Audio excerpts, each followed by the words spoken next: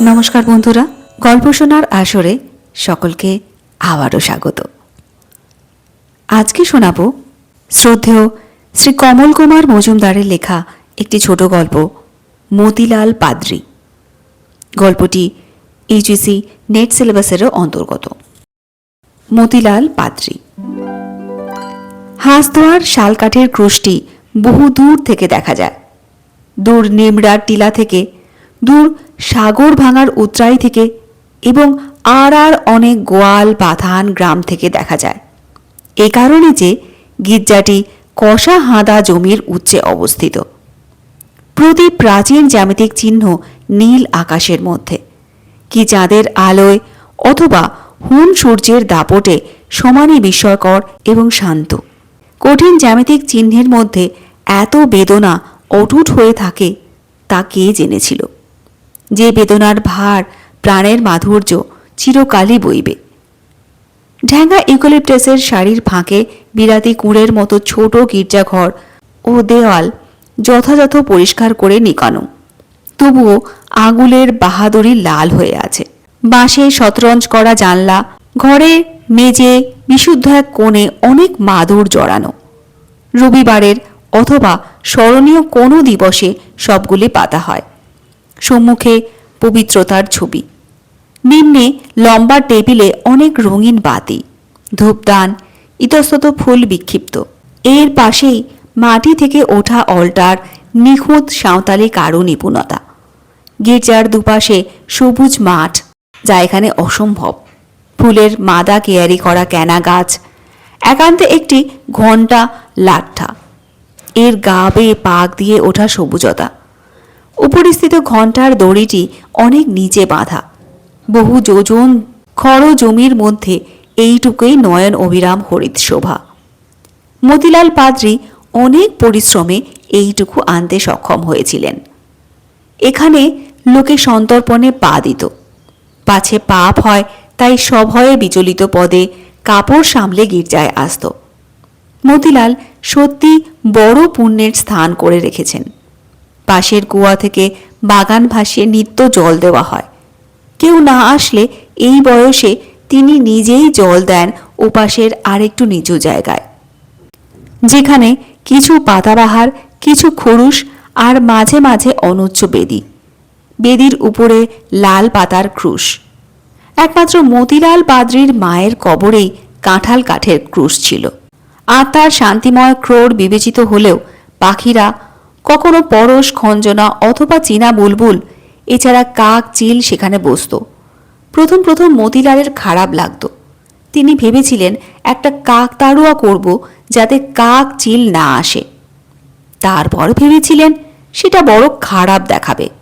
পরে ফুলালকে জিজ্ঞাসা করলেন, সে বললে একটা গুলতি করে মেরে তাড়াবো। পেয়ারার ডাল দিয়ে গুলতি করবার সময় মনে হলো এটা ঠিক খ্রিস্টান সম্মত কাজ নয়। যদি লাগে পাখিদের। তিনি সত্যই দুঃখ পেয়েছিলেন। ফলত গুলতি স্থগিত রইল। মতিলালের চাইবার কিছুই ছিল না, শান্তি নয়, কিছু নয়। বিচারের ভীতি তার কোনো ক্রমেই ছিল না। শুধুমাত্র একটি আশা, পূর্ণাঙ্গ খ্রিস্টান। পুরো খ্রিস্টান বলতে অর্থাৎ কথাটার মধ্যে বহু পুরাতন প্রেমের অনুভব ছিল, অনুতাপ নয়। তাই পাশাপাশি ৫-১০ মৌজার এমন কোনো স্থান নেই যেখানে দাঁড়িয়ে তিনি একথা না ভেবেছেন। সুদীর্ঘ কৃচ্ছ সাধন ক্লিষ্ট মানুষটির ছায়া কোথায় না পড়েছে। দীর্ঘ শালবল্লা থেকে তার দেহটা যেন কুঁদে তোলা। মাথার প্রথমেই টাক, তারপর লম্বা চুলগুলো কাঁধে এসে পড়েছে। কানে গলায় ময়লার স্তর, পরনে অতি পুরাতন কালো শতচ্ছিন্ন আংরাখা। খ্রিস্টান হবার বাসনা নিয়ে এক টিলা থেকে আর এক টিলায় বহুবার পার হয়েছেন, প্রার্থনা করেছেন। গির্জাঘরের পিছনে বহু দূরে তাঁর খোড়ো চালা, বারান্দায় ইজি চেয়ার, মনে হয় বসলেই পড়ে যাবে। সকালে এখানে বসে যখন মানুষের জীব দেখেন, চোখ দেখেন, নাড়ি ধরে অনেকক্ষণ কাটে, তখন আর তোরা আর এক ঐশ্বর্যের স্বাদ পায়, সভ্যতার দিকে এগিয়ে আসে। কেউ জল চৌকিতে বসে নীতি বিচার শোনে, বিশ্বাসের কথা শোনে, তাদের রক্ত স্থিরতা লাভ করে। সামনে ছোট বাগানে যখন গীত সংহিতা হাতে পায়চারি করেন, তার লতার অগ্রভাগের মতো দেহটা কি যেন জড়িয়ে ধরতে চায়। তখনই দেখা যাবে দূরে বসে কোন বুড়ি তার ডালপালার বোঝাটা পাশে রেখে বসে বসে কিছু পুণ্যের পথের হদিশ আশা করে। আর তিনি এই উধাও হাহা করা ফাঁকের মধ্যে একটি পুরাতন খ্রিস্টান কিছু কিছু বলেন। এখন আষাঢ় মাস, ভারী ঝড়, ভারী জল, কামাশক্ত আলিঙ্গনের মধ্যেও দুস্তর পারাবার সৃষ্টি হয়েছে। ক্রমাগত বিদ্যুৎ রেখা, ঘোর কৃষ্ণময়ী রাত্রি, কক্ষস্থিত লণ্ঠনের শিখা পর্যন্ত কাঁপছে। মতিলাল তক্তপোষে, বাইবেল খোলা, তবু তার কানটা যেন কোথায় ছিল। মতিলাল টেবিল স্থিত আলোর দিকে চাইলেন। উপরে তাঁর ছবি, সেখানে একবার নজর পড়ল। কিছু হয়তো বলেও ছিলেন। এমন সময় মাথায় একটা পেকা দিয়ে ভুলুয়া এসে দাঁড়ালো। ইচ্ছা করে বেশি কেঁপে বললে, যেমনি বরখা, কি বা ঠান্ডা গো। মতিলাল কান খাড়া করে অন্য কিছু তখনও শুনছিলেন। একবার ভুলুয়ার দিকে চেয়ে পরে খোলা দরজার বিদ্যুৎ পীড়িত অন্ধকারের দিকে তাকালেন। কি বরখা গো, খাবেন না কি গো? ওরে, কুকুরটা এত ডাকছে কেন রে? ও ব্যাটা ভারী পাজি গো, বেড়াল টেরাল দেখছে মনে লয়, মারবো এক ঠাঙা। একবার ভুকভুকিয়া মানে টর্চ ফেলে দেখ না রে। তুমি দেখো গা, আমার ভাত পুড়বে, আমি যাই গা। ভুলুয়ার জবাব রুক্ষ নয়। পাদ্রি যেন এদের মা। পাদ্রি কোমরের দড়িটা একটু এঁটে খড়ম পায়ে বাইরের বারান্দায় এলেন। বিদ্যুতের আলোয় দেখা গেল কুকুরটা গির্জাঘরের দিকে ছুটে ছুটে যাচ্ছে আর আসছে। টর্চ জ্বলল, কিন্তু আলো ধিমিয়ে আছে। শুধুমাত্র বৃষ্টির দড়ি দড়ি রেখাই স্পষ্ট হলো। গির্জাঘরের আলোর রেশ এখান থেকে স্পষ্ট, শুধু দরজা পড়ার আওয়াজ আসছে। পাদ্রি ঘরে এসে কি ভাবলেন। তারপর ছাতি নিয়ে কোনো মতে ঝোড়ো হাওয়া এবং জলের সঙ্গে যুদ্ধ করতে করতে এগিয়ে গির্জার জানলার ফাঁক দিয়ে উঁকি মেরে দেখতে চেষ্টা করলেন। পবিত্রতার ছবিটা একটু দুলছে। নিম্নে সেজের বাতির শিখা উপদ্রুত, ওপাশে ঝিম লণ্ঠনের ভীত আলো। মেঘগর্জন, বৃষ্টি, ঝোড়ো হাওয়া, দরজা পড়ার শব্দের মধ্যেও তিনি অস্থির গোঙানির আওয়াজ শুনলেন। জানলার বসানে মুখ রেখে দেখতে গিয়ে গাল তার ঘষে গিয়েছিল। কিছুটা সেজের লণ্ঠনের, বিশেষত বিদ্যুতের আলোয় দেখা গেল একটি সাঁওতালি সদৃশ্য স্ত্রীলোক, যার কর্দমাক্ত হাত দুটি মাটির সঙ্গে এঁটে আছে, পা দুখানিও কর্দমাক্ত এবং দুই দিকে বিভক্ত।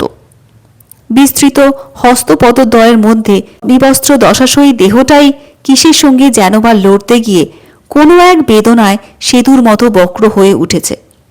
এক কোণে একটি কাপড় বিরক্তির ভাবে বসা মুরগির মতো ফুলে ফুলে উঠছে। তার মুখের দুপাশে কষ আর অসম্ভব গোঙানি। প্রাকৃতিক শব্দ ভেদ করে সমস্ত স্মৃতিকে ছাপিয়ে জিগির দিয়ে ওঠে। এইটুকু তিনি বুঝেছিলেন যে মৃত্যুর গোঙানি এ নয়, এ এক অন্য পুরুষ। এই বেদনার কাছে নাবালক, তবু হলকর্ষণের শব্দে যেমন আনন্দ থাকে, এখানে সেটুকু ছিল। এখানে লতাপাতা, জল, ঝড়, মাটি, পাথর, সকল কিছুর, এমনকি জড়তার গূঢ় রহস্য ব্যক্ত হয়েছিল। কুকুরটিও জানলায় পা দিয়ে উঠতে চাইছিল। মতিলাল পাদ্রি তাকে সরিয়ে কোনো ক্রমে এ পাশের গির্জাঘরের দরজার সম্মুখে এসে দাঁড়ালেন। কালো দরজাটা হরাস করে খুলে নড়তে লাগলো। এই ঘোর জলেও তাঁর দেহ কি এক সত্য দর্শনে বিব্রত রোমাঞ্চিত হয়ে উঠল। বিরাট পাহাড় ধসে যাওয়ার যে গম্ভীর বজ্র ব্যাপার, প্রকাণ্ড প্রমত্ত সমুদ্রের দেহের ছোট নদীতে ঢল ঢুকে পড়ার যে প্রলয় অমোঘ ব্যাপার, তার থেকে ঢের ঢের বেশি এ দৃশ্য। চন্দ্র, সূর্য, তারকা নেই, শুধু প্রসিদ্ধ রক্তের জোয়ারের উত্তাল অলৌকিক শব্দ। যে রক্ত স্তিমিত আলোয়, বিদ্যুৎ এমনকি কালোর পরিবর্তে অধিক লাল। মাংসল বীজ বিদীর্ণ করে ফেটে ছিঁড়ে অন্ধকার বিরোধী একটি হাতিয়ার আসছে, অথবা ধরা যাক আর একটি বৃক্ষ, যে বাসা দেবে, ছায়া দেবে, বৃষ্টি আনবে, অথবা শুধুমাত্র সন্দেহের পিণ্ড, যা অজস্র আকছার। এ পিণ্ড আরেকটি। দরজা আবার পড়ল, আবার খুলে গেল। সম্মুখে পবিত্রতার ছবি, নিম্নে আধো অন্ধকারে বিদ্যুৎ পীড়িত এই রমণী, যাকে প্রথম দর্শনে মনে হয়েছিল অখণ্ড আকাশে শরতের লঘু মেঘ, যা হঠাৎ গির্জাথানে ঢুকে পড়েছে। পাদ্রী বড় বড় চোখে শুধু চেয়েই রইলেন। হাত থেকে ছাতাটা তাঁর পড়ে গিয়েছিল, সেটাকে ধরবার ক্ষীণ চেষ্টার ভদ্রতা মাত্র করেছিলেন, ফলে শরীরটা তাঁর বক্র হয়েছিল। ছাতা এখন ক্ষিপ্ত হয়ে ঘুরতে ঘুরতে ক্যানা গাছের ঝোপে গিয়ে নড়তে লাগলো। কুকুরটা ততক্ষণে দৌড়ে গিয়েছিল। মতিলাল পাদ্রী এখনো দরজায় বিমূঢ়, হাত দুটি আপনা থেকেই নমস্কারে পরিণত। সেখানে একটি নীল সঙ্গীহীন শূন্যতার মধ্যে আরবি তাঁবুর হিজিবিজি, একটি গভীরতা। এই নমস্কার তার স্বভাববশতই এসেছিল, অন্য কিছু নয়। এ সময়ে তার সম্বিত ফিরে এলো। জল আংড়া খাবে হু হু করে পড়ছে। দাড়িটা একবার নিংড়ে লাফ দিয়ে উঠে তিনি ছুটলেন, যা সত্যিই তার পক্ষে অসম্ভব। একে আংড়াখা বৃষ্টিতে জগদ্দল এবং দেহ বৃদ্ধ রুগ্ন, তবু কবরখানার ভিতর দিয়ে এঁকে বেঁকে নিচে ক্ষেতের আলের উপর দিয়ে বিঘে দুয়েক জমি পার হলেন। বেড়া ধরে দাঁড়াতেই কুকুর ঘেউ ঘেউ করে উঠল। তিনি হাঁপাতে হাঁপাতে ডাকলেন, ফুলল, ফুলল। ফুলল ঘরের দাওয়াতেই ছিল।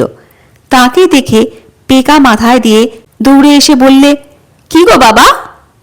ওরে গির্জিঘরকে, কি গো, ভয়ানক তর্কা ব্যাপার গো, বুঝতে লাগলাম। সে কি গো?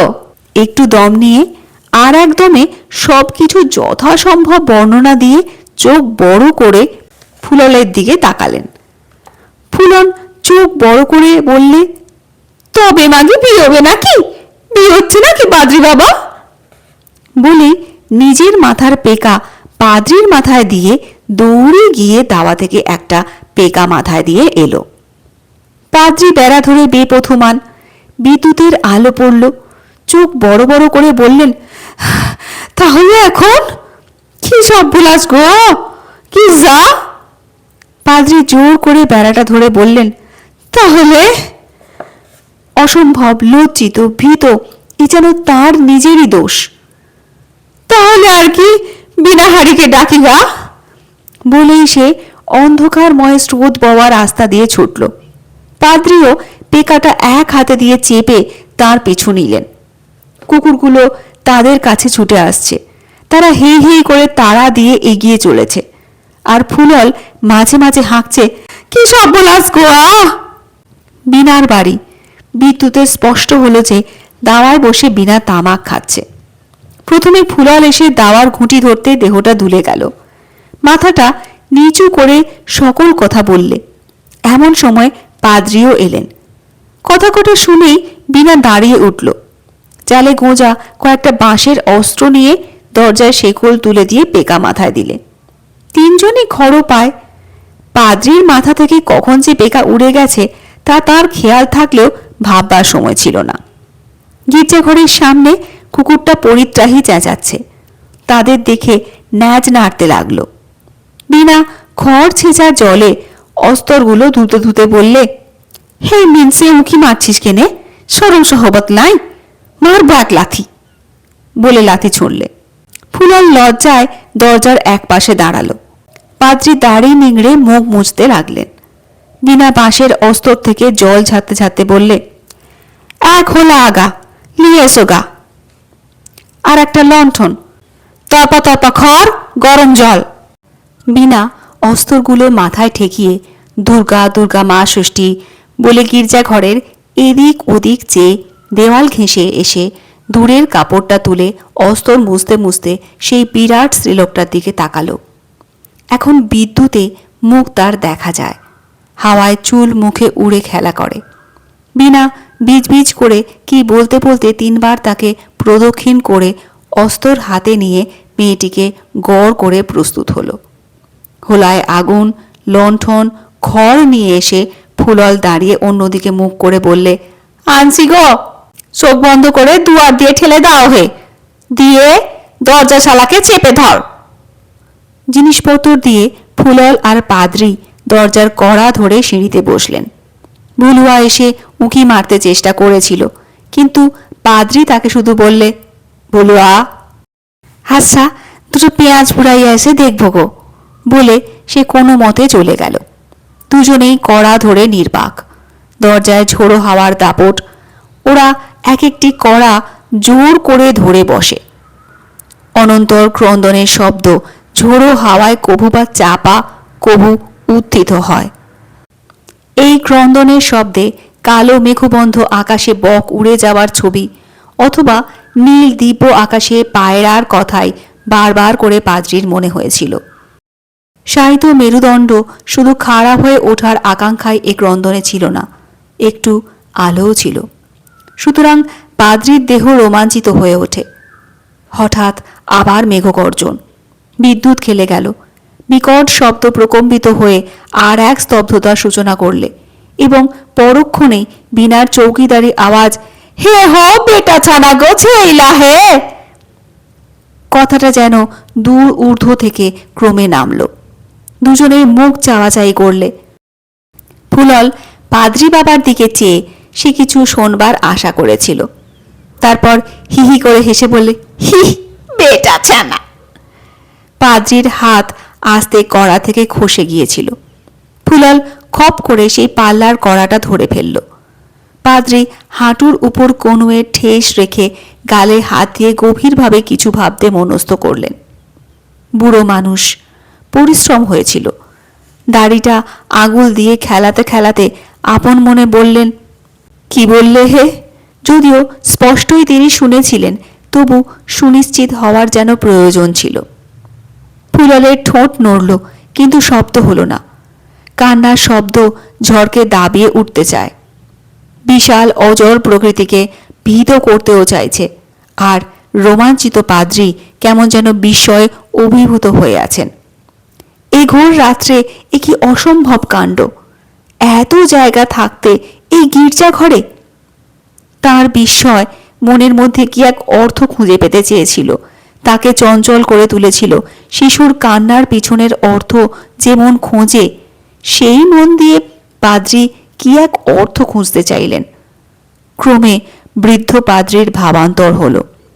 বৃষ্টির মধ্যেই ধীরে ধীরে বাগানে এসেই জলের উপরে হাঁটু গেড়ে বসলেন। করজোড়ে শুধু বলেছিলেন, প্রভু। এই প্রার্থনা অসহায় মানুষের বোকামির জন্য নয়, বিকারের জন্য নয়। বহুদিন পর এই প্রার্থনার প্রশ্ন ছিল, হতবাক বিমূঢ় চিত্তের প্রশ্ন।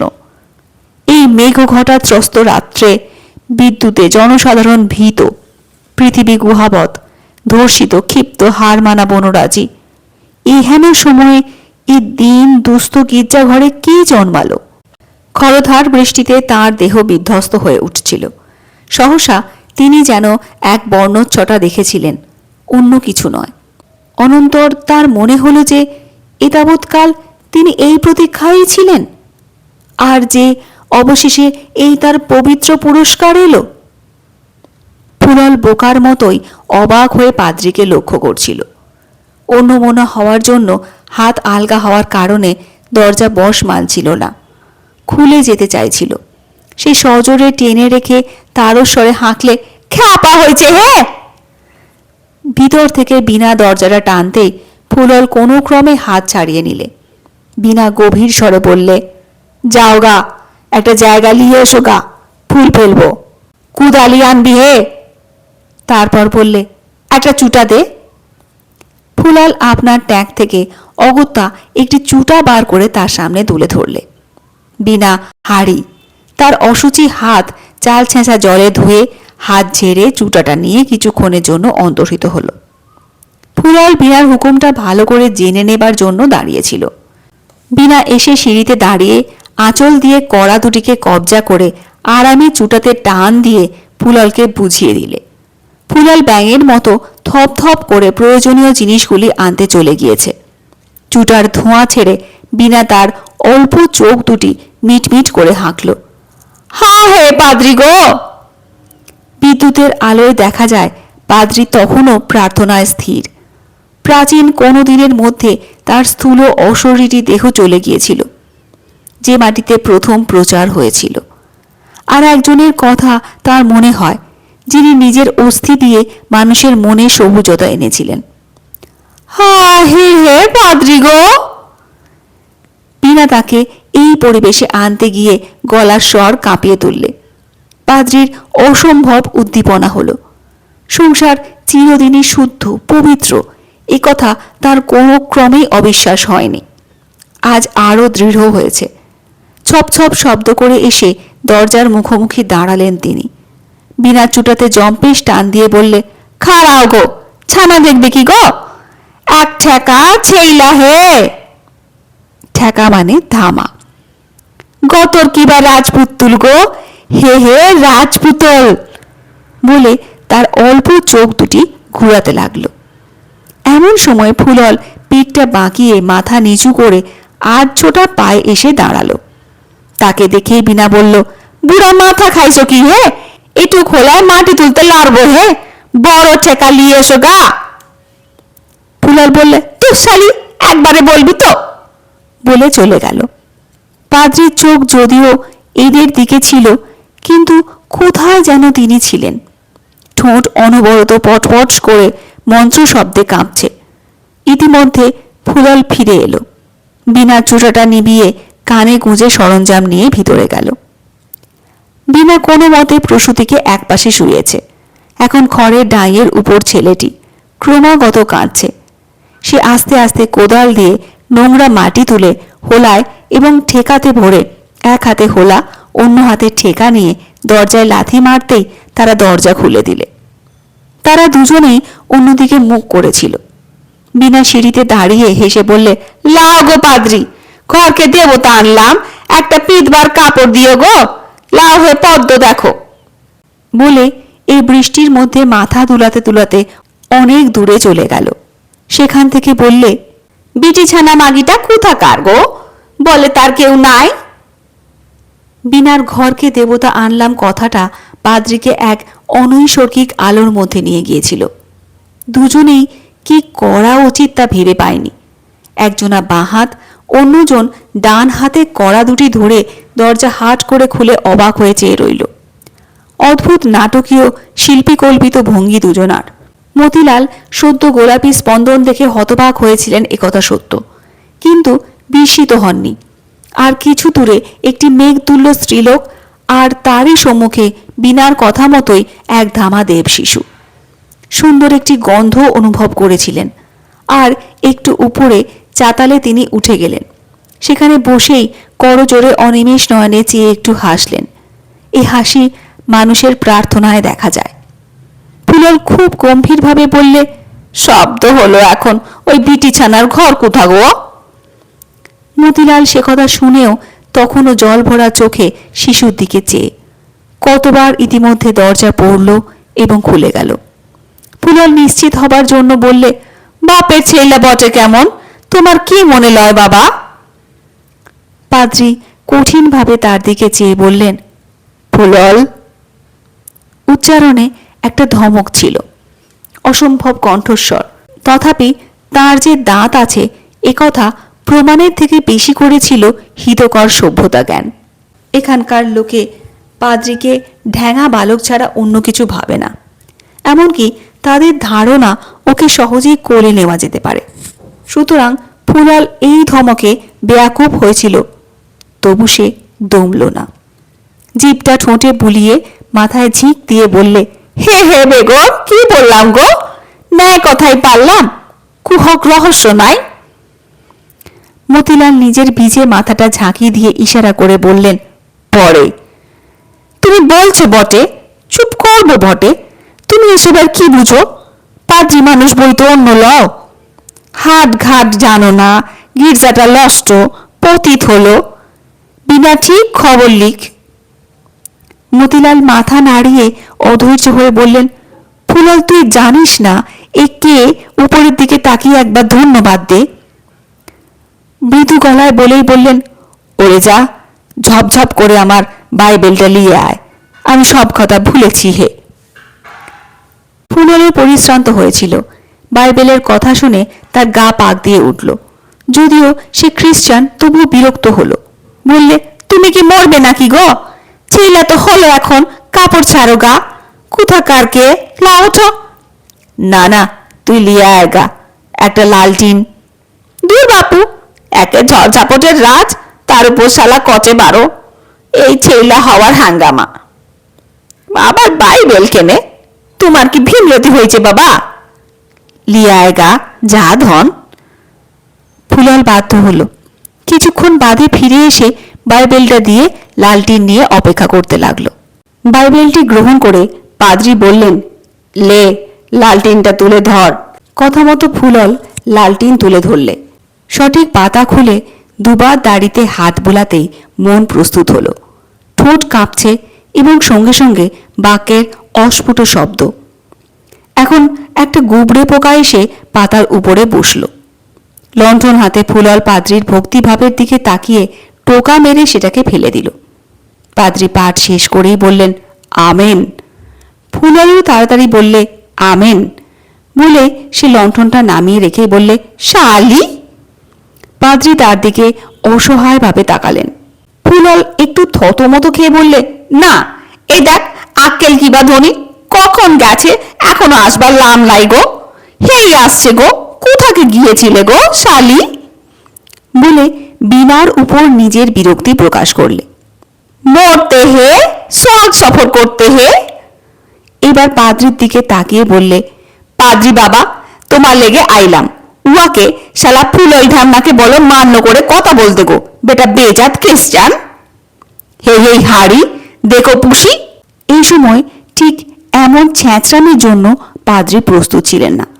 তার সত্যি বড় কষ্ট হচ্ছিল।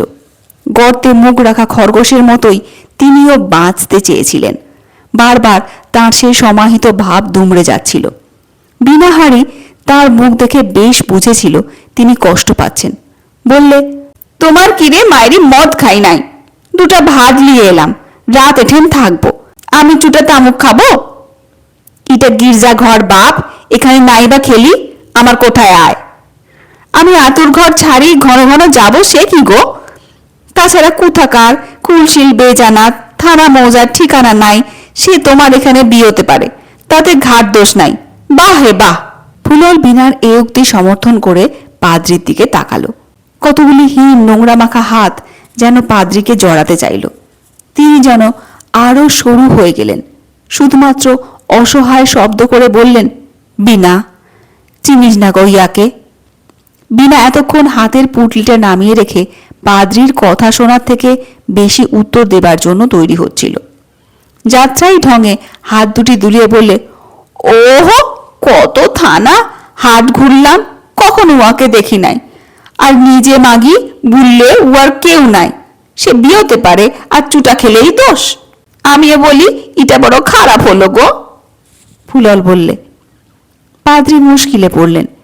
এদের কথাবার্তা তার মনকে একটু মলিন করবার চেষ্টা করছিল।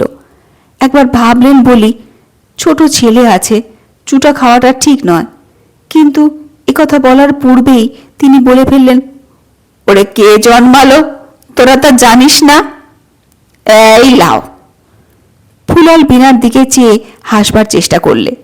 বিনা তেমনই ঢঙে বললে, হে, আমি খালাস করলাম, লাড়ি কাটলাম, যত্ন নিলাম, আর আমি জানি না? তুমি? বালকের মতো চেয়ে থেকে সেই একই বিশ্বাসের কথা পাদ্রী সরল মনে বললেন, কে জন্মালো তা জানিস না হে? বিনা হাড়ি অত্যন্ত পাজি। সে কোমরে হাত দিয়ে এক পাক সখী নাচ নেচে বললে, তোমার কথা শুনে নাও, খুব নাচলাম, এবার জাত খোয়াবো, খ্রিস্টান হব। এমন যে ফুলল তার এ নাচ ভালো লাগেনি, সে একটা ধমক দিয়েছিল। পাদ্রির এই ব্যাপারকে অত্যন্ত গর্হিত মনে হতে পারত, কিন্তু তা হলো না। অসহায়ভাবে হেসে বললেন, বিনা যদি বেঁচে থাকিস তো বুঝতে পারবি আমার ডাকা সফল হয়েছে। বলেই আবার ঘরের ভিতর দিকে স্পষ্ট চোখে তাকালেন। বাতিদানের উপরে পবিত্রতা, নিম্নে কর্ষিত ক্ষেত্র, সম্মুখে গোলাপি স্পন্দন। দেখেই পাদ্রী যেন পাগলের মতো এদিক সেদিক চাইলেন এবং হঠাৎ দৌড়ে গিয়ে ঘণ্টা লাঠার দড়ি খুলে যথেষ্ট জোরে বাজাতে লাগলেন। মেঘ গর্জনের প্রত্যুত্তরের মতো শোনালো। বিনা বলল, হে রে মদ্য যা যা খ্রিস্টান খ্যাপা হয়েছে গো, ড্যাগরা তুই না খ্রিস্টান, ওকে বাঁচা বাঁচা গাশালা। ফুলল মহাবিরক্তি সূচক আওয়াজ করেছিল। অনেকক্ষণ গায়ে অযথা বর্ষা জল জমেছে, তার উপর এইসব পাগলামের খেসারত দেওয়া তার কোনো ক্রমেই ভালো লাগছিল না। তবু তাকে এগিয়ে যেতেই হলো। বিনার কথায় তার মন খানিক স্বাভাবিক খ্রিস্টান সুলভ হয়েছিল। গির্জার মধ্যে যে কোনো কাজ, বিশেষত পাদ্রী মতিলালের জন্য যে কোনো কাজই পুণ্যের, সে কথা মনে হয়েছে। সে গিয়ে দেখলে পাদ্রী পাগলের মতো এলোমেলোভাবে ঘণ্টার দড়ি টানছেন। বিদ্যুতের আলোয় দৃশ্যটা ভৌতিক। ফুলল ভীত হয়েছিল। তবু সে নিজেকে প্রস্তুত করে এগিয়ে দড়িটা নিয়ে নিতেই পাদ্রী বললেন, খুব বাজারে বলেই শিশুর মতো হাততালি দিয়ে উঠে বললেন, জল ছাড়ছে ফুলল, ওরা সবাই আসবে, আমি বলবো ওদের কে এসেছে। হে, জল থামবে না হাতি, ফুলল বললে। সে চেয়েছিল বেদম জল বর্ষাক, সে তাতে ছুটি পাবে। এরপর ভীষণ রেগে গিয়ে অথচ বিশ্বাসের সঙ্গে বললে, তুমি আছো আর আমাদের দরকার কি? আশ্চর্য, জল রুখে গেল। অবশ্য এখানকার বৃষ্টি এই রূপের, মেঘ সত্তর উধাও, পাহাড় প্রতীয়মান, ইউক্যালিপটাসের ঝিরঝিরে ফাঁকে চাঁদ স্পষ্ট। একজন দুজন করে বেশ 4টি লোক কাদা ভেঙে এলো। একরাশ টোকা আর পেকা জমা হলো, সকলেই নরকবাসী, দরিদ্র। তবু নরককে ভয় করে সৎ হতে চায়। সকলেই মাঠে শান্ত হয়ে দাঁড়ালো। পাদ্রীর ঘাড় আনন্দে নড়ছে। বললেন, আজ এক সোনার মানুষ জন্মাইছে রে। এই সুসমাচার দেওয়ার পর পাদ্রী বললেন, ফুলল বাবা, বাইবেল। ফুলল বাইবেল এবং আলো এনে দাঁড়ালো। পাঠ হলো, গান হলো। জগৎ রঞ্জন করি আগমন, নবজীবন তুমি করো হে বন্টন। প্রার্থনা, যে এলো সে নিশ্চয়ই তোমাকে দেখাবে। অনন্তর সকলেই গির্জাঘরের কাছে এলো। কেউ জানলায়, কেউ দরজায় উঁকি মারতে লাগলো। নিজেরা বুড়ো বয়সেও কাঁদে বলে ও ক্রন্দনকে তারা অবহেলা করলে না।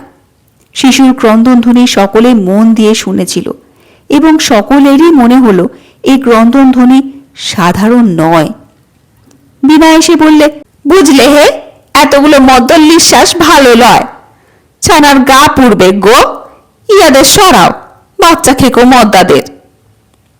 ফুলল কোনো মতে ভিড়কে হটিয়ে দিয়েছে। জনতার প্রত্যেকেরই তবুও শিশুর মাকে দেখার বড়ই ইচ্ছা ছিল।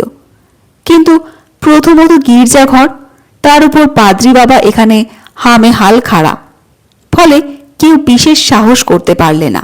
মতিলাল পাদ্রীর ঠিক পাশেই আরেকটি কোঠা ছিল। সেখানটা আপাতত নবজাত শিশু ও তার মায়ের থাকার জন্য নির্দিষ্ট হয়েছে। তারা সেখানেই থাকে। বিকেল হবে হবে এমন সময় বদন হিজড়ে এসে দাঁড়ালো। পাদ্রী ইজি চেয়ারে বসেছিলেন। হাতের বাইবেল থেকে চোখ তুলে তিনি বললেন, কি রে, কোথায় গিয়েছিলি রে? বাবা, গিয়েছিলাম বটে দিদির ঘরকে গো, খেলাম কত, ফেললাম কত, এই করতে খবর হয় তোমার ঘরকে নাকি স্বর্গ থেকে বাবু আইলো। হে, মনকে বললাম, কেমন সে বাবু, হুজুর দেখবি গো, তো আমার সঙ্গে চল। মতিলাল পাদ্রীর মনটা তার কথায় জুড়িয়ে গেল। আরও কিছু শুনবার জন্য অবাক হয়ে চাইলেন। তখনও বদন হেলে আর দোলে। ভাবলুম দুধবাবুর কাছে গান গাইগা, যদি আসছে জন্মে মানুষ হই, ছেলের বাপ হই, এ জনম তো হাজা মজা গেল গো বলে কাপড়ের খুঁট দিয়ে চোখের কোণ মুছলে। মতিলাল পাদ্রী জন্মাত্ম সম্বন্ধে ছোট করে বুঝিয়ে দিতে মনে মনে চাইলেও মুখে কিছুই বললেন না, যেহেতু তিনি বেশ করেই জানতেন যে কোনো ফলই হবে না। এছাড়া বদনের কাতর উক্তির জন্য তার কষ্ট হলো। শুধু বললেন, খাড়াও বদন। তারপর উঠে গিয়ে ভামরকে অনুরোধ করলেন। ভামর দর্শন দিতে দিতে বেশ পটু হয়েছে। সে শিশুপুত্রটিকে কোলে করে নিয়ে বারান্দার তক্তপোষের উপর বসল। তার বসবার ধরনের মধ্যে দেবী ভাব ছিল। মদন অবাক হয়ে শিশুটিকে দেখে অঙ্গভঙ্গি করে বললে, বাবা গো, আমি আপ খোরাকি লোক, কাউকে মান্য করে কথা বলতে লারবো। সত্যি বাবা গো, স্বর্গ দেখি নাই বটে, তবে মহিমা বুঝলাম। বদনের কথায় মতিলাল কোথায় যেন বা ডুবে গিয়েছিলেন। বদন এই সুযোগে ভামরের দিকে চাইল। ভামরের গা গতর চেহারা চেকনাই তাকে খারাপ করে দিলে। কোনো ক্রমে সে নিজেকে সেখান থেকে ছিঁড়ে নিয়ে এসে ছোট আঙিনায় দাঁড়িয়ে হাততালি দিয়ে গাইতে লাগলো। কিসের ভাবনা লো কিসের ভাবনা, স্বর্গ এখন ঠাঁই করেছে ঘরে, আমার কিসের ভাবনা। এই ঝুমুর গানের সঙ্গে সঙ্গে ঘুরে ঘুরে নাচতে লাগলো। নোংরা কথা দু একটি স্বভাববশত মুখে আসলেও সে কিছু বলতে পারছিল না। একবার আড়ে আড়ে পাদ্রীকে দেখে এবং পরক্ষণেই গানটিকে অত্যন্ত ভাবময় করবার চেষ্টা করে সে গাইছিল আর নাচছিল আর গাইছিল। অন্যপক্ষে ভামর বদন হিজড়েকে দেখে বেশ কৌতুক বোধ করলেও সে কোনো আগ্রহ প্রকাশ করতে পারছিল না। শুধুমাত্র তার দিকে শিশুর মতোই হাঁ করেছিল। বদন শিশুকে বললে, আমার বানে চেয়ে আছো গো, চিনছ কি আমায়? হাসছ বড় যে। কি গো দুধ বাবু, জন্ম জন্ম তোমায় গান শোনালাম গো। বলেই একবার পাদ্রীর দিকে তাকিয়ে নিয়ে নিজের স্বভাববশতই ভামরকে চোখ টিপল। ভামর এহেন ব্যাপারে কিছুই সত্যই প্রথমত বুঝতে পারেনি। তখনও শিশুর মতোই অবাক হয়ে তাকিয়েছিল। বদন নাচে আর এক পাক দিয়ে এসে পুনর্বার একটু কড়া কুৎসিত ইঙ্গিত করে চোখ মটকায়। ভামর এতে করে রোমাঞ্চিত হল এবং পরক্ষণেই ভীতত্রস্ত হয়ে মাথা নিচু করে তির্যক চাহনিতে পাদ্রীকে দেখেছিল। শান্ত মূর্তি। তখন তার কেমন এক অস্বস্তি হয়। শিশুর মাথা যেখানে দপদপ করে উঠানামা করে সেই দিকে চেয়ে রইল সে। হিজড়ি এখন নাচে, তার ছায়া ঘুরে ঘুরে যায় তক্তপোষের উপর দিয়ে। সে ভয়ে মুখ তুলতে পারছে না। এখান থেকে উঠে যাবার আর কোনো সুযোগ না পেয়ে ভামর ছেলেটিকে ছোট একটি চিমটি কাটল। সঙ্গে সঙ্গে ক্রন্দন। পাদ্রী খাড়া হয়ে উঠে তার কাছে গিয়ে বললেন, আহা, কাঁদছে কেনে, মাই দেগো। তারপর বদনকে বললেন, ওরে বাবা বদন চাঁদ, তুই যা রে এখন। যাই গো মশাই, বাবা এখন আশীর্বাদ করো, আসছে জন্ম যেন বাপ হতে পারি, ধর্ম যেন একটা হয় বলে বারবার গড় করলে। কয়েকদিন পার হয়েছে। সিলিন্ডির উতরাই অনেক বড়। এখানে বহু লোক হাল চষে। ছোট ছোট ছায়া ফেলে মস্ত মস্ত ইঁড়ে কাঁড়া হালে জলের উপর দিয়ে ঘোরাফেরা করে। বদন হাল চষে। এটা যদুর জমি, সে জন মজুর। বদন কিন্তু তার দুঃসাহসের কথা এই তাবৎ প্রকাশ করেনি, কেননা সে জানত যে সে কথা লাগসই হবে না, আর যে সকলেই মার মুখ হবেই। তাই যদুকে সে বলে, আমার মনে লয় মাগে 5 হাত তোলা।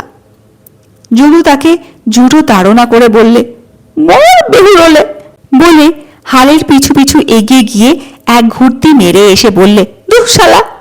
অর্থাৎ সে প্রশ্ন করেছিল, ওগো বলি শোনো মাগি, বড় সুবিধের লয়, লাংস আরি। যদু এই কথায় খুব খুশি হয়। সে হি হি করে সবাইকে ডাকলো। এর মধ্যে প্রায় লোকেই খ্রিস্টান। সকলে ইদানিং শিশুপুত্রের জন্য বেশ গর্বিত। যদুর তাদের মতো দরদ ভক্তি থাকার কথা নয়, কারণ তার 20 বিঘে জমি আছে। তাছাড়া সে মন্ত্র নেওয়া হিন্দু এবং সকলের থেকে একটু বেশি বোতলে ঝুমুরে মন। সকলে হাল ঠেলে আলের কাছে আসতেই জলের উপর ছোট চাবুকটা মেরে যদু অকারণে বেশি উল্লসিত হয়ে বলে, দুঃ শালা ভিজরে, শুনো শুনো তোমরা হে। শালা বলে মান্য করলি আমার কুথাটাকে মান। বদন বললে, শালা পাজি মিছাই বলছিস, এরা শুনলে বলবে কি? সমবেত অনেকে এই সকল কথার কোনো কিছু অর্থ ঠাউর করতে পারছিল না। শুধু তাদের দেহ অস্বস্তিতে নড়ে এবং তাদের দৃষ্টি যদুর মুখ থেকে বদনের মুখে আনাগোনা করছিল। আর মাঝে মাঝে এই সরল মানুষেরা কিছু রগরের আশায় হাসবার জন্য প্রস্তুত হয়েছিল। বুকের পাটা থাকে তো বল না এদের সামনে, হে, যদু বললে। আমি আবখোরাকি লোক, আমি কি ডরাই, বলে বুকের গামছাটায় একটু ঠিক দিয়ে বললে। মিছাই বললে, আমার লাভ কি গো, নাকি বল। গলাটা তার নেমে আসছিল। পরে আস্তে আস্তে বললে, দুধবাবুর মা, ও শালি লাংসোয়ারি, বলেই বলদকে হেট হেট করলে। তারা চলতে লাগলো। সমবেত খ্রিস্টান মণ্ডলী চোখ বড় করলে। নিজেদের মধ্যে হে হে করে যখন গোলমাল সৃষ্টি করছে, তখন বদন বলদের ন্যাজমলা দিয়ে আরও কয়েক কদম এগিয়ে গেছে। যারা যারা ছিল পাপের ভয় এবং কিছুটা আঘাত লাগায় লাফ দিয়ে গিয়ে পড়ল। বলদ জোড়া এগিয়ে গেল আর বদনকে জলে ফেলে দিল। অনেকেরই নিজেদের ঠোঁট খুলে গিয়েছিল। কোমর লগ্ন খুনশি তামা রোদে চকচক করে উঠেছিল। যে যার হাল ধরতে চলে গেল। বদন তখনও জলে শুয়ে আকাশের দিকে চেয়ে। ক্ষেত যখন ফাঁকা, তখন যদু বললে, উশালা মিছাই বলবে কেনে, উশালা তো ঢোড়া গো, টেটার গো। এই অসভ্য কথাটা একটু এপাশ ওপাশ হলো। ফলে গির্জার রাস্তায় কেউ বেরোতে গেলেই অনুসন্দেহের চোখে দেখত। পরিহাস তামাশা করবার মতো তখনও কিছু সাহস আসেনি। কিছুকাল পরে হঠাৎ একদিন যদু একটি বৃহৎ ছাগল নিয়ে এসে পাদ্রির দরজায় হাজির। চোখে তার কাজল, কাঁধে একটি পরিষ্কার গামছা। শিশুপুত্রের নাম চারিদিকে ছড়াচ্ছে জেনে পাদ্রি বাবা প্রভুকে ধন্যবাদ দিয়েছেন। এই কারণে যে তাঁর বিশ্বাসে সকলে প্রত্যয় করে এবং প্রত্যয় হেতু তার চিত্ত বিনোদন হয় না, প্রগাঢ় ভক্তি আসে, শিহরণ হয়। যদু বললে, বাবা গো, ভালোয় ভালোয় ক্ষেত রুইলাম, এবার ধান কাটবো তাই, বলে ছাগলটিকে দিলে। সে আরও বলেছিল, ফসল হয়েছে, হবেই, দুধ ঠাকুর যখন আছেন, বলে শিশুপুত্র এবং তার মাকে দেখে ভাঙা বুক নিয়ে ফিরে গেল। পতাকি এসেছিল আর একদিন। সে আর এক বদমায়েশ এসে কাঁদলে, বললে, আমায় ভালো করে দাও গো। ভুলু আর জ্ঞানগম্য নেই, সে ভীত হয়ে পতাকির সামনেই বললে, বাবা গো, এদের দশা লাগা লজর, ভারী কে উঠে গো। পাদ্রি এ কথায় অত্যন্ত মর্মবেদনা অনুভব করলেন। পতাকি চলে যাবার পর বললেন, ভুলুয়া, খারাপ বলে কিছু নেই, না দেখে নিলেই খারাপ হবে গো, বেগুন না দেখে নিলেই কানা দিবে, বিড়ি আধ পয়সা না দেখে নিলেই ভাঙা দিবে। প্রভুর নাম যেখানে যেখানে হয় সেখানে খারাপ আর থাকে না। হে হে, খারাপ নাই, রোজ আমার বিড়ি চুরি করে কে, এখন আমি ট্যাঁকে রাখি, বলে ট্যাঁক দেখালে। ভুলুয়ার অগামারা হাস্যধ্বনি মতিলাল পাদ্রিকে ঈষৎ বিমনা করেছিল। ধোঁয়াতে স্মৃতির মধ্যে একদিনের কথা। মামুর সামনের তক্তপোষে বসে, কোলে তার শিশুপুত্র।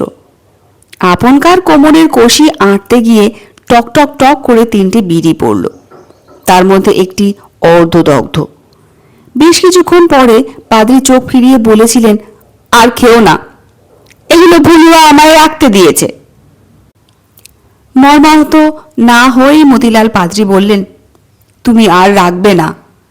একটু পরে আবার বললেন, ভামর, তুমি জানো না কার মা তুমি, নির্মল হও, বলে শিশুপুত্রের ছোট পাখানে আপনার মাথায় ঠেকালেন। ভুলুয়ার বিড়ির কথায় সে কথা মনে পড়ল, কিন্তু তবু এই নবতম পুরস্কার তাকে মতিলালকে আর এক আনন্দের মধ্যে নিয়ে জমা করে রেখেছিল। অনেক অনেক কথা আলোচনা করছে। ফুলল একদিন এসে বলেছে, বাবা, তুমি বলো আমরা কি জবাব দিব। স্থির পাদ্রি বাবা তার মাথায় হাত দিয়ে বলেছেন, ঈশ্বর আছেন। ফুলল অবশ্য নিজেই না হয় অবোধ ভুলিয়া মারফত প্রশ্ন করেছে। সব থেকে তারই উৎসাহ বেশি। বহু হাতে অনেক লোককে সে প্রশ্ন করেছে, সঠিক উত্তর কখনো পায়নি। প্রথম দিনের ধারণাই এখনো তার বদ্ধমূল। মাগে লষ্ট, দুষ্ট, ভামরেরও দোষ আছে। ভুলুয়াকে সে বলেছে রায়নার বাড়ি, ফুললকে বলেছে সারেঙ্গা, আর কাকে বলেছে বেলপাহাড়ি। ফুলল প্রায় বহুদূর গ্রামের লোক চৌকিদার নিয়ে এসেই বলেছে দূর গায়ের লোক আসছে রাজাকে দেখতে গো। মতিলাল এত শত বুঝতে চেষ্টা করে না। ভামর ছেলে কোলে করে ভীত ইঁদুরের মতো চেয়ে থাকে আর মনে মনে জপ করে পাদ্রি বাবা না উঠে যায়। পাদ্রি উঠে গেলেই দর্শনার্থী চোখগুলো ভীষণ তীক্ষ্ণ হয়ে ওঠে আর ফুললকে একাই প্রশ্ন করে, তোমার মানুষ কোথায়, দেশ কোথায়? ভীত ভামর চোখ মোছে। এইভাবে অনেক দিন চলে গেল। ভামর যে কে তার হদিশ কেউই করতে পারল না। ভামর যেন মনে হয় পাগল হয়ে উঠল। একদিন সন্ধ্যায় পাদ্রি যখন গির্জা করে প্রার্থনায় সমাহিত, ভামরের বিরাট সুন্দর দেহটি এখানে এসেই পাথরের মতো হয়ে গেল। নিশ্চল ভামর কখন যে পাদ্রির পা ধরেছে তা সে নিজেই জানত না। পায়ের তলায় তার মুখখানি, কেশদাম ইতস্তত বিক্ষিপ্ত, অশ্রুজলে মাটি সিক্ত। পাদ্রি তার উষ্ণ অশ্রুজলের ছোঁয়ায় আরও ধীর, শুধু মুখ ফিরিয়ে দেখে পা সরিয়ে উঠে দাঁড়ালেন। আলুথালু ভামর কোনো মতে মাটি থেকে এবার চোখ দুটি তুলে প্রশ্ন করলে, বাবা? গির্জাধানে মানুষের পায়ে হাত দিতে নাই ভামর। আমার কি হবে? লোক অনুতাপে নূতন জীবন পায় গো মা। তুমি অনেক অনুতাপ করেছ, তাই এই নূতন জীবন পেয়েছ। যে জন্মেছে তাকে চিনো। অতি বড় সাধু হে, সে তার নাম প্রচার করবে হে। পাদ্রি সন্ধ্যায়, রাত্রে, প্রাতে শিশুপুত্রের সামনে প্রার্থনা করেন। এখানে বাক্য নেই, শুধু মন স্থির করা ছিল। কখন শিশু মায়ের কোলে শায়িত, কখন কোলে, কখনো স্তন্যপানকালে। এছাড়া টিলায় টিলায় মধ্যরাত্রে তো প্রার্থনা আছেই। একদা মধ্যরাত্রে পাদ্রি বারান্দায় টিলায় যাবেন বলে তৈরি হচ্ছেন। হঠাৎ দেখেন ভামর অদ্ভুতভাবে আপনার ঘর থেকে বার হয়ে আসছে। এই অন্ধকারেও তার চোখে শুধুই সাদা, মনি বলে যেন কিছু নেই। তাকে দেখে ছুটে এসে পায়ে পড়ল, শুধু অস্ফুট স্বরে বললে, বাবা। মাথায় হাত বুলাতে বুলাতে বৃদ্ধ বললেন, প্রভুকে ধন্যবাদ, তুমি নবজীবন পেয়েছ মা। একে দেখো বলে শিশুপুত্রকে দেখালেন। ভামরের জন্য মতিলাল পাদ্রির বড়ই কষ্ট হয়েছিল এবং ভালোও লেগেছিল, যেহেতু মন এমন পীড়িত হলেই তবেই মুক্তি। আর এক রাত্রে, তখন ভাঙা চাঁদ নিম্ন আকাশে। এটিলা বড় নিঃসঙ্গ, বড় বড় পাথরের ঢিবি চারিদিকে। তখন মাত্র প্রার্থনা সেরে উঠেছেন। দেখলেন ভামর খানিক স্খলিত বসনা। তাকে দেখে বোধহয় চমকে উঠে এসেই পা ধরে বললে, আমি তোমায় খুঁজে বেড়াচ্ছি, দেখো কাঁটায় আমার পা বিক্ষত, আমার কি হবে? পাদ্রি যাকে বললেন, ওকে আদর করো, সব দূরে যাবে। আর এক রাত্রে ইদানিং শিশুপুত্রকে সঙ্গে নিয়ে পাদ্রি প্রার্থনা করতে যান। বড় বড় শালের ছায়ার মধ্য দিয়ে ছোট পাহাড়ি সারেন্দ নদী বয়ে গেছে, মাঝে ছোট জলাশয়, সেখানে অন্ধকার, এর মধ্যে দিয়ে জলস্রোত। পাদ্রি এর পাড়ে এসেই দেখেন ওপারে পাথরের উপর কে একজন। পাদ্রি বললেন, কে? আমি বাবা। জল অতিক্রম করে বালি মাখা পায়ে এসে ভামরের কাছে দাঁড়িয়ে প্রশ্ন করলেন, তুমি এখানে? আমি কাঁদি। ওখানে কাঁদলে আপনার খারাপ লাগবে। ছি, কাঁদতে নেই, তুমি তো পেয়েছ বলে তার কোলে শিশুপুত্রকে দিলেন। মতিলাল লোকের কথা একবার স্মরণ করেছিলেন। মনে হলো ভামরের মতো শুদ্ধতা আকাশের তলায় কচ্ছিত আছে। শিশুপুত্র এখন সর্বক্ষণ তাঁরই কাছে।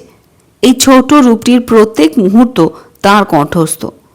পাদ্রির কোলে কোলে সে অনেক মধ্যরাত দেখেছে, অনেক টিলায় কেঁদেছে। বিরাট আকাশের মধ্যে শিশুর ব্যাকুলতা তিনি মন দিয়ে শুনেছেন। কত খেতে সে পা দিয়েছে, অসুস্থ রোগীর মাথায় তার পা ছোঁয়ানো হয়েছে। এই রূপে এখন সে বেশ বড়সড়। পাদ্রিকে বাবা বলে। দুরন্তপনা করে মাঝে মাঝে বাইবেলের পাতা খুলে দেয়। তাতে তিনি নিগূঢ় অর্থ খুঁজে পান। একথা খুব আশ্চর্যের, খুব গর্বের যে সে কখনো একটিও পাতাও ছেড়েনি। পাদ্রী ও প্রাণ প্রাণ বলে তাকে ডাকেন। সে থপথপ করে আসে। একদিন শিশুপুত্র কাঁধে নিমরা থেকে ফিরছেন। হঠাৎ সর্দার ছোট শাল আর মহুয়া কুঞ্জে দেখলেন একটি আসর বসেছে। চ্যাটাই পাতা, যদু, জহর, বদন হিজড়ে, ভোলা পাইক, পতাকি সকলে বসে। কয়েকটি বোতল, জগা বসে কয়েকটি তিতির ছাড়াতে ব্যস্ত। পাদ্রীকে দেখেই কয়েকটি বোতল আড়াল হলো। যদু শুধু একটি বোতলের মুখে হাতের তালু দিয়ে ঢেকে বসে। পাদ্রী থমকে দাঁড়ালেন। ওরা গড় করলে। তিনি বললেন, ও কি রে?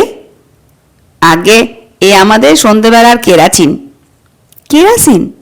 আগে না খেলে আলো জ্বলবে না গো। ছেড়ে দে রে ওসব খাওয়া। দেখ না কে এসেছে। দেখলাম না, ও তো আমাদের উদ্ধার করবে গো। আমরা এ জন্মে পাপ করি। ছি ছি, এখনো পাকে ডুবে থাকবি রে? পাক না হলে তুলবে কোত্থেকে গো? খ্রিস্টানরা কেউই কোনো উত্তর দেয়নি। একমাত্র যদুই দিয়েছিল। পাদ্রী দুঃখিত মনে নিজের পথ নিলেন। উনি জানতেন এরপর কলসি আসবে। এখন অনেক রাত। হঠাৎ তার মনে হলো সন্ধ্যার সেই আসরের কথা। ওদের নিষ্ঠুরভাবে পাঁকে ডুবেছিস কথাটা বলা ভারী অন্যায় হয়েছে বলে তার মনে হলো। সঙ্গে সঙ্গে এ কথাও তার মনে হলো ওদের কাছে গিয়ে তার সত্যই ক্ষমা চাওয়া উচিত।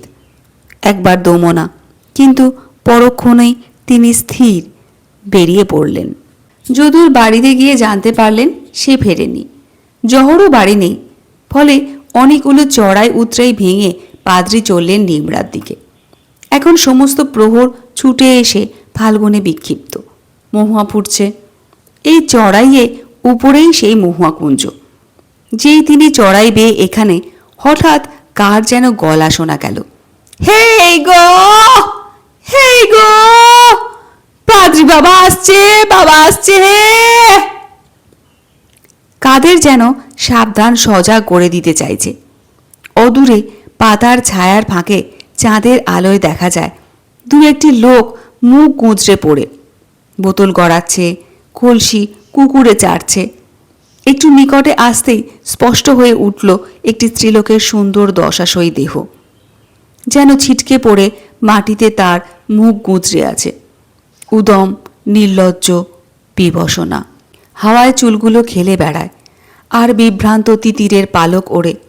কি একজন বললে, হে গো ভামর, পাদ্রী গো। এই সেই দেহ যাকে একদিন মনে হয়েছিল শরতের মেঘ সদৃশ্য। কোনো মতে ভামর মাথা তুলে বললে, বাবা আমার কি হবে গো? এই বিভৎসতা তিনি আশা করেননি। নিজের গলার স্বর নিজের কানে এলো। নবজীবন পেয়েছ। তুমি জানো না তুমি কার মা? নিজেকে অপদস্থ হতে দেখে, ঠকতে দেখে, অপমানিত হতে দেখে বুকটা তার ব্যথিত হয়ে উঠল। তার বৃদ্ধ ক্ষমাশীল চোখে জল এলো। দেহ নিস্পন্দ, শুধুমাত্র হাওয়ায় দাড়ি নড়ছে। পিঠে যেন কেউ লাথি মেরে মেরুদণ্ডটাকে ভেঙে দিয়েছে। রাগ আর লজ্জায় গলা ফুলে উঠল। চোখের জল নিয়ে তিনি লম্বা লম্বা পায়ে এসে গির্জাঘরের সামনে বালকের মতো কাঁদলেন। গির্জাঘরে পা দিয়েই তিনি চমকে উঠেছিলেন। এখানে তিনি দাঁড়াতে পারলেন না। ঘরের পথে রাস্তায় একবার তার হাত দুটি ক্যানা পাতা ছিঁড়তে উদ্যত হয়েছিল। ঘরে এসেই আলো তুলে বাইবেল খুললেন। মন কিছুতে বসল না। একবার ইচ্ছা হলো ভুলুয়াকে জিজ্ঞাসা করেন, ভামর কোথায়? ফলে বারান্দায় এসে ঘুমন্ত ভুলুয়ার দিকে চাইলেন, কিন্তু ওপাশের জানলার দিকে চাইতে গিয়ে তার রোমহর্ষ হল। সেখানে অন্ধকার। চেয়ারের হাতল জোর করে চেপে খানিক বসে রইলেন। ঘামে মুখমণ্ডল সিক্ত। দ্রুত নিঃশ্বাসকে সরল করা তার সাধ্যাতীত। এখন গির্জার মাঠে মনে হলো একবার প্রার্থনা করতে, কিন্তু দেহের অন্তরে যে মন, সে তো নিশ্চয়ই এমন যে অস্থি নিচয় তাও চূর্ণীকৃত। যে মতিলাল পাদ্রী এক পলকের জন্য পরম পিতাকে ভুলে যায়, তাহলে তার আর অস্তিত্ব রইল কোথায়? ঘোড়ার ছুটন্ত পা তার মধ্যে ঢুকে পড়েছে। এখন বুক নেই, হৃদয় নেই। হৃদয় কোথায়? আত্মা সে তো বাইবেলের একটি লাইন মাত্র, বিধর্মীরা যার কাগজ পুড়িয়ে ছেলের দুধ গরম করে। কোথাকার একটা পাশবিক জঙ্গল চলতে চলতে এসে তার মধ্যে আশ্রয় নিয়েছে। ক্লান্তি তার নেই। আজকের পৃথিবী সেটুকু অপহরণ করেছে। দূরের পাপিয়ার ডাক তাকে ফেরাতে পারেনি, যেখানে সৃষ্টির শেষ মাধুর্য ছিল। অকারণে নিজের মনে হলো আমার ভক্তি ছিল না, ছিল ভীরুতা। স্ফীত নাসাপুট, উষ্ণ নিঃশ্বাস, কুঞ্চিত চোখ আর ভয়ঙ্কর দাঁত যখন লাগাম ধরে, তখন তারা আর এক কথা ভাবায়, আর এক পথ দেখায়। শুধু মনে হলো আমি ঠকেছি। আর একবার মহাকুঞ্জের সেই উদ্ভিন্ন যৌবনা দেহটির কথা মনে পড়ে, আর তিনি পাগল হয়ে যান। একদা শুধুমাত্র প্রভুর নাম শুনে মনে হয়েছিল আমরা সত্যই দেবদূতগণের থেকে সুখী, কারণ তার নাম শুনেছি, আমরা জিতেছি। এখন শুধু মনে হলো ঠকেছি। সত্যই জন্মজুরের থেকে পাদ্রীরাই বেশি ঠকে। বেচারি মতিলাল বারান্দার খুঁটি ধরে নিজের আঙুল দাঁত দিয়ে যত জোরে চাপছেন, ততই চোখের জল হু হু করে পড়ছে। এমন সময় আর এক কান্নার শব্দ আলো হয়ে বর্ণ হয়ে তার কাছে আসতে চাইছে। তিনি গভীরভাবে সেই দিকে চাইলেন। চোখের জলে দৃষ্টি ঝাপসা, ফলে লণ্ঠনের আলো কাঠ খোদাইয়ের কিরণের মতো হয়ে গেছে। তারই মধ্যে শিশুপুত্র, সুন্দর গোলাপি একটি বেদানা যেমত। পাদ্রী চকিতে মুখ ফিরিয়ে নিলেন। আবার চোরা চাহনিতে শিশুকে দেখে কেমন যেন হয়ে গেলেন। চাঁদের আলো অন্ধকারে তার মতো মানুষকে এমন দেখায় না, কারণ মানুষ তো নখিদন্তি নয়। তবু চকিতে ভয়ঙ্কর হয়ে উঠল এই মতিলাল পাদ্রী। মাথাটা তার ঘুরে গেল, বসন ভূষণ এলোমেলো হলো। বিরাট একটা বাদুড়ের মতো ক্ষিপ্র বেগে ঘরে প্রবেশ করেই শিশুপুত্রটিকে একটানে তুলে নিলেন। মনটা মচকালেও তিনি নিজের গতিকে ক্ষিপ্র করে রাখতে কৃতসংকল্প। শিশুপুত্র হয়তো কাঁদতে গিয়েছিল, কিন্তু সে কিছুই থই পায়নি। শিশুটি তার দিকে চাইল এবং বুঝল এ তো পুরাতন কোল। পাদ্রী একবার তার দিকে চাইতে গিয়ে চোখ ফিরিয়ে নিলেন। পাদ্রী দ্রুত লম্বা পায়ে চলেছেন, কখনো বেসামাল কিন্তু বদ্ধপরিকর। কতবার ক্ষেতের আল থেকে পা পিছলে গিয়েছে, কিন্তু আবার পথ, এক ছেড়ে অন্য পথ। এটা আর একটা। আকাশ মুখ তার মতো হয়ে গেল। ক্রমে আলো টিলা দিয়ে গড়াতে গড়াতে আর টিলায় যাবে। ছায়াগুলি লম্বা ও গভীর হবে। পাখি উড়ছে, ডাকছে। শিশুপুত্র জেগেই হাসতে লাগলো। পাদ্রীর ঘরমাক্ত মুখখানি অসম্ভব কঠিন। একবার তার দিকে চাইলেন, আরবার চাইলেন। কঠোর সংকল্প বুকে পাথর হয়ে রয়েছে। হঠাৎ তার কপাল কুঁচকে উঠল। তিনি দাঁড়িয়ে পড়লেন, কিন্তু স্থিরতায় পাছে তিনি পুনর্বার মতিলাল পাদ্রী হয়ে যান, সেই আশঙ্কায় পা দুখানিকে ওইভাবে দাঁড়িয়ে থেকেও গতিশীল রাখছিলেন এবং নিজের কোল থেকে শিশুপুত্রকে কাঁধে উঠিয়ে আবার চলা শুরু হলো। রাস্তায় দু একটি মেয়ে গোবর কুড়োতে পার হয়েছে। তারা ঝুড়ি রেখে পথেই এগিয়ে তাকে গড় করলে। তিনি কোনো দিকে না তাকিয়ে ক্রমাগত এগিয়ে চলেছেন এই খোদ্দারির জঙ্গলের অভ্যন্তর। তিনি থমকে দাঁড়ালেন। কত পাখি উড়ে চলে গেল। শাল, কেন্দ্র, বয়রা, আমলকি গাছ আর পলাশ ফুটে আছে, তবু জল হয়েছে। পাতা ঝরে শুকশুক করে জল পড়ছে। রাতে বৃষ্টি পড়েছিল, ফলে নিম্নে বন্ধুয়ানির ঝর্ণার শব্দ আর কিয়ৎ উপরে নিস্তব্ধতা। এই চত্বরটি আরো পরিচ্ছন্ন। আঁচড়া লতা উঠে গেছে শাল গাছে, নিম্নে গুলঞ্চ আর চারিদিকে দোনার ঝোপ। শিশুপুত্রকে কাঁধ থেকে নামিয়ে অন্যদিকে মুখ ফিরিয়ে পাদ্রী দাঁড়ালেন। আঙুল মটকাতে গিয়ে কি যেন মনে হলো, সেখানে যেন প্রার্থনার কথা ছিল। আঙুল মুটকে প্রার্থনাকে ভেঙে দিলেন। তুই তোকারির সাদামাটার জগৎ থেকে সে প্রার্থনা অনেক দূরে সরে গিয়েছিল। পাদ্রী নিঃসঙ্গতার দিকে চাইলেন। ফোঁটা ফোঁটা জল কবু হাওয়ায় ঝরঝর করে পড়ছে। শিশুপুত্রের এরূপ নিঃসঙ্গতা বহু জানা, বহু বিদঘুটে রাতের সঙ্গে তার পরিচয় ছিল। পাদ্রীর আংরাখা ধরে নির্ভয়ে দাঁড়িয়ে জলের ফোঁটায় কৌতুক অনুভব করছিল, আর মাঝে মাঝে বাবা ও বলে উঠেছিল। বন্ধুয়ানির আর পত্রচ্যুত জল পড়ার শব্দকে পাদ্রীর মনে হতে পারত এ যেন গির্জার মধ্যে অনুতপ্ত সকালের ব্যাকুলতায় কাঁপা ঠোঁটের শব্দ। কিন্তু তিনি কুড়ুলের মতোই দৃপ্ত, ছিলার মতো সোজা। অন্যমনস্কভাবে পকেট থেকে ঝুমঝুমিটা বার করে তার হাতে দিতে গিয়ে দূরে ফেলে দিয়েই চমকে উঠলেন। শিশু হাতির মতো আস্তে আস্তে সেটা কুড়িয়ে নিতে এগিয়ে গেল সেখানে, যেখানে পাতাগুলো দুর্বল জন্তুর মতো কাঁপছিল। ইতিমধ্যে পাশের দোনা গাছটা ভীষণভাবে নড়ে উঠল। একটা জন্তু যেন ঝোপ ভেদ করে চলে গেল। দোনার কাঁটায় পাদ্রীর আংরাখার চিহ্ন, তবু তিনি কোনো মতে পার হয়ে এলেন। শিশু যেদিকে ছিল সেই দিকে কম্পিত গাছ থেকে ফুল দু চারটে ঝরে পড়ল। এই ফুল ঝরা তিনি পাতার ফাঁক দিয়ে উঁকি মেরে দেখতে পেলেন, আর দেখলেন এক একটি ফোঁটায় বড় বড় জল পাতা খসে পড়ছে, এবং শিশুপুত্র বিচলিত আন্দোলিত পাতার দিকে অতীব খুশিতে চেয়ে আছে। মতিলাল পাদ্রীর নিজের ভেতর থেকে অসুস্থ উ শব্দ হলো। সঙ্গে সঙ্গে দু হাতে চোখ বন্ধ করে আবার আস্তে আস্তে হাতখানিক নিচে নামালেন। হাত দুটি যা করজোড় নিমিত্ত তৈরি, ইদানিং সে দুটি কম্পিত হয়। দোনার কাঁটায় বৃদ্ধের কপাল কিছুটা ছড়েছে। অনিমেষ নয়নে দেখছিলেন শিশুপুত্র হাত পেতে আছে, তার হাতের তালুতে পটপট করে জল পড়ে। ভারী খুশি। শিশুর ছোট ছোট দাঁতগুলো স্পষ্ট দেখা যায়। ঝুমঝুমি তুলে ধরে আবার সেই খেলা। পাতা নড়ে, জল পড়ে, খেলনা ঝুমঝুম করে ওঠে।